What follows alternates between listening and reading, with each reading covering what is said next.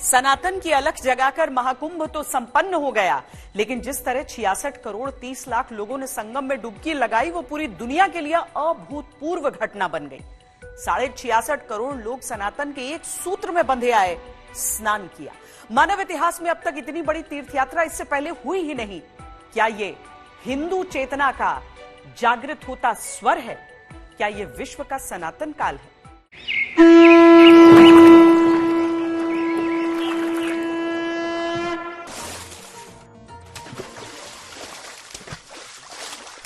इस सरकार ने कुंभ के बहाने न जाने कितनों की जान ले ली है।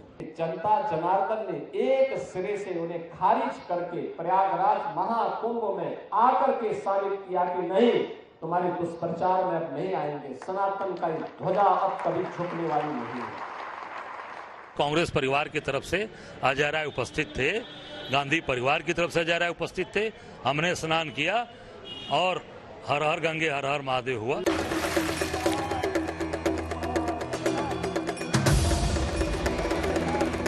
जैसे दुनिया ही सिमट आई प्रयागराज में।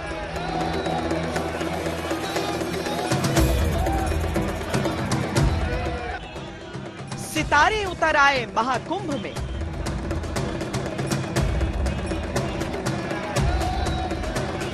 एक नया संसार बस गया प्रयागराज में। क्या ये खामोशी से विस्तार लेता सनातन काल है?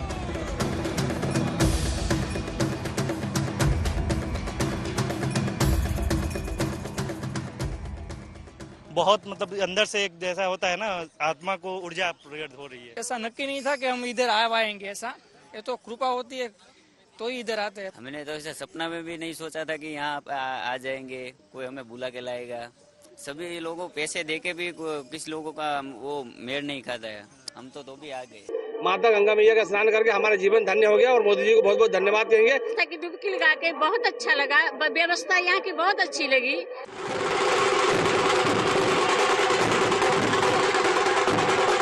क्या सनातन का ये ज्वार देश की राजनीति को बदलेगा?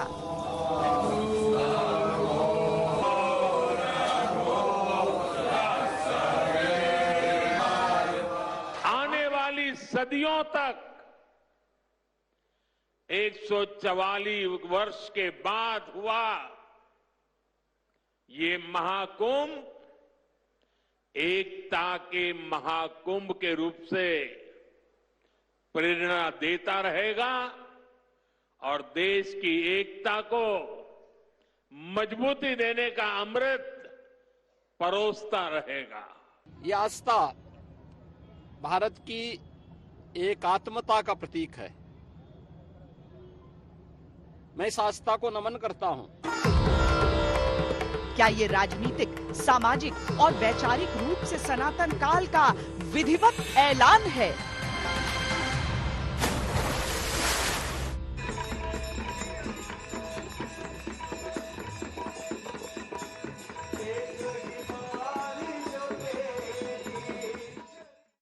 महाकुंभ में श्रद्धा का सैलाब राजनीतिक, सामाजिक और वैचारिक सनातन काल का ऐलान करता प्रतीत हुआ।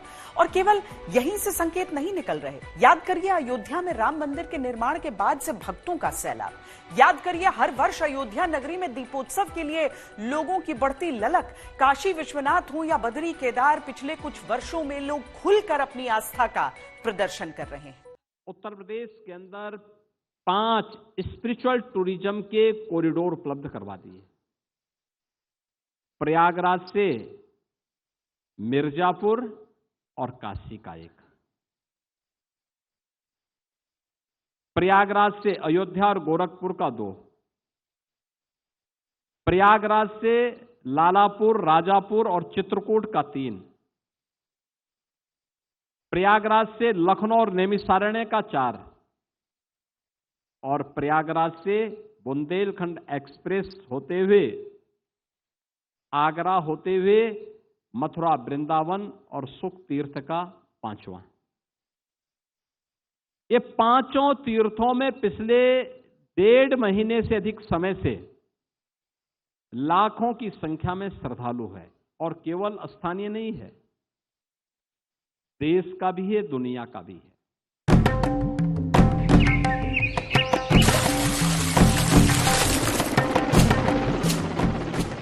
महाकुंभ में डुबकी लगाने आए करोड़ों लोगों ने तीर्थराज प्रयाग से अयोध्या के श्री राम मंदिर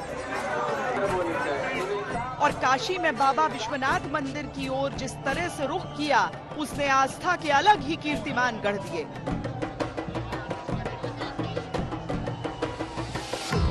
प्रयागराज से काशी विश्वनाथ मंदिर की दूरी 120 किलोमीटर है। अयोध्या का श्री राम मंदिर प्रयागराज से 160 किलोमीटर दूर है। यही कारण रहा कि जो लोग संगम में पवित्र डुबकी के लिए आए, उनमें से बड़ी संख्या में लोग अयोध्या और काशी भी जाते चले गए। त्रिपुरा से फ्लाइट से हम प्रयागराज आए हैं। उसके बाद हम आए हैं काशी विश्वनाथ देखने के लिए। अरे कुछ भी भीड़ नहीं है, लाइन में खूब 1 घंटे से लगे हुए हैं, लेकिन बहुत शानदार है, अच्छा लग रहा है, बहुत जबरदस्त है। दर्शन करके जाएंगे। दर्शन करके ही जाएंगे।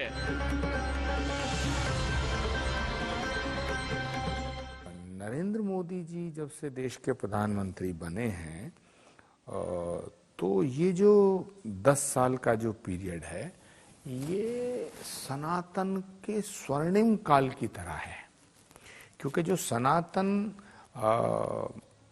का एक जो वैभव, सनातन को गौरवान्वित करने का जो काम है, वो नरेंद्र मोदी के द्वारा हुआ है। चाहे उसमें सैकड़ों साल के संघर्ष को खत्म करने के बाद भगवान श्री राम जन्मभूमि की मंदिर की प्राण प्रतिष्ठा हो, चाहे राष्ट्र के उत्थान के लिए जो बड़े फैसले लिए गए।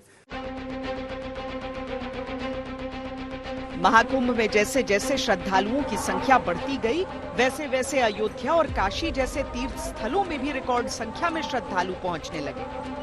महाकुंभ के 43 दिन पूरे होते होते अकेले अयोध्या में 14 करोड़ श्रद्धालुओं ने श्री राम लला के दर्शन किए और 2 करोड़ 15 लाख लोगों ने वाराणसी पहुंचकर बाबा विश्वनाथ के दर्शनों का लाभ लिया।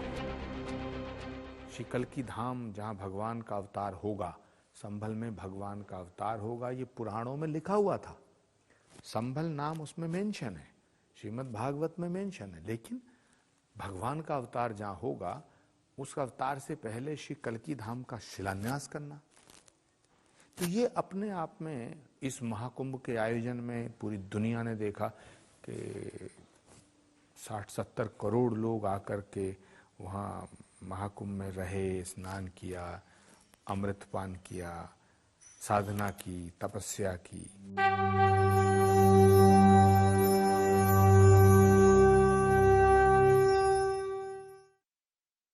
महाकुंभ के महारिकॉर्ड को एक तरफ रख दिया जाए, तब भी इन 2 तीर्थ स्थलों पर उमड़ी भक्तों की भीड़ अपने आप में एक बड़ा रिकॉर्ड है। अब 5 से 6 दिन तक चलने वाली हज यात्रा में अधिकतम 30 लाख लोग आते हैं। जेरूसलम के 1 हफ्ते की ईस्टर वीक में करीब 40 लाख लोग जुटते हैं।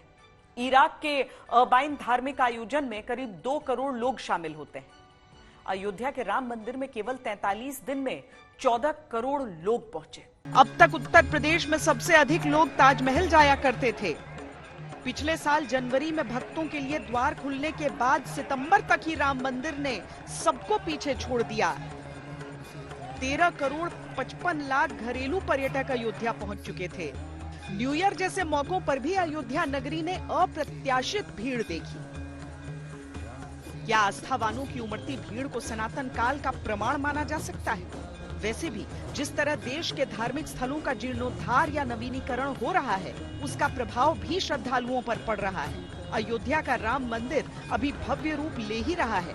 काशी कॉरिडोर ने श्रद्धालुओं को मंदिर का नया रूप दिया है। बांके बिहारी मंदिर मथुरा वृंदावन कॉरिडोर निर्माण प्रक्रिया में है। उज्जैन महाकाल कॉरिडोर, विंध्य कॉरिडोर परियोजना, सोमनाथ मंदिर कॉरिडोर, बिहार का विष्णुपद महाबोधि मंदिर कॉरिडोर, छत्तीसगढ़ का महामाया कॉरिडोर, जम्मू कश्मीर में कई मंदिरों का जीर्णोद्धार। जिस तरह से लोग सनातन को देख रहे हैं, सनातन को समझ रहे हैं, सनातन को जी रहे हैं, मैं समझता हूं यह साधारण नहीं है। अब से पहले टीका लगाना लोगों को अपराध लगता था और आज महाकुंभ में त्रिपुंड लगाना सौभाग्य लग रहा है, तो मैं समझता हूं इससे ज्यादा श्रेष्ठ और क्या हो सकता। देश भर में जहां जहां हिंदू आस्थाओं के मंदिर हैं, वहां काम चल रहा है या फिर अपने अंतिम चरण में है।